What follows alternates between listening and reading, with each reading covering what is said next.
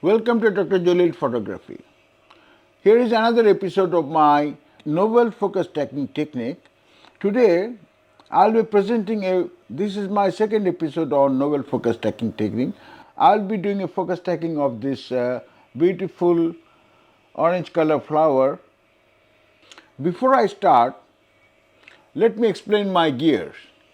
I'll be using Sony A7R V, Sony 100mm macro lens, and this is my camera DIY camera stand for focus taking, and you can see I can move this wheel. In last episode of novel focus taking technique, I have shown you how to do focus taking by moving this camera back and forth and using this shutter release cable. Today I'll be presenting another technique where you don't need any focusing rail. For this novel technique, you don't need any focus rail. You can have just a very stable stand for your camera, either indoor or outdoor. It has to be very stable. Camera has to be very stable in one position. Before I start, let me show you the settings. Let me show you the settings of this camera. I'll be using f-stop at 5, ISO 100 and shutter speed of 1/800. Why I am using very high shutter speed? I'll be explaining you in a minute why I've used very high shutter speed. And drive mode should be in continuous setting. See, this top one is single shoot, this one is continuous shooting.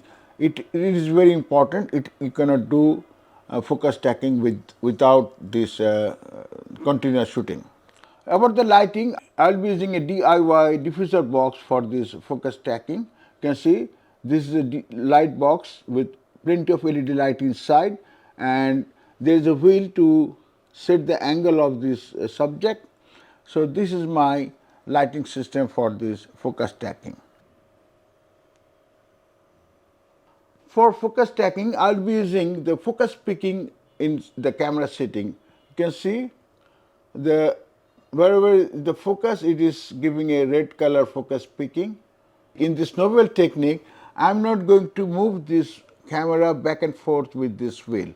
What I'll be doing, I'll be shifting the focus point back and forth, moving the focus ring of the lens. So this is very interesting, and you can do it very quickly, but make it sure you got to have a shutter release cable in your hand. So what I'll do, I'll bring the focus somewhere in the front. I'll press the shutter release cable and move this focus ring simultaneously back and forth for a couple of seconds. That's it. By this time, there are hundreds of pictures already taken from back to front, because this Sony A7R V can capture 10 frames per second. Let me do it again, changing the position of the flower a little bit. Take some green leaves. If you don't have the shutter release cable, you can also hold the camera shutter release simultaneously and move the focus ring back and forth for a couple of seconds. You will have plenty of pictures taken at the same time. Move the angle a little bit.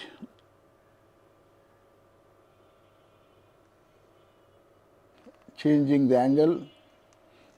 I am holding the shutter release. At the same time, I will hold the shutter release as well as the focus ring both in my hand, and front and back couple of times. I am done. Now I will have to transfer all the picture in the computer and do focus taking using Helicon focus, but this time I'll be using Photoshop for focus taking, because usually we do not touch the camera for focus taking because it shakes the camera a little bit. But in this technique, I have used my hand and manually change the focusing back and forth several times. So there must have a little shift of the position of the subject. Photoshop can realign automatically before it start focus taking. There is an option in Photoshop where it can align all the pictures together. It has got an AI system, inbuilt AI in Photoshop.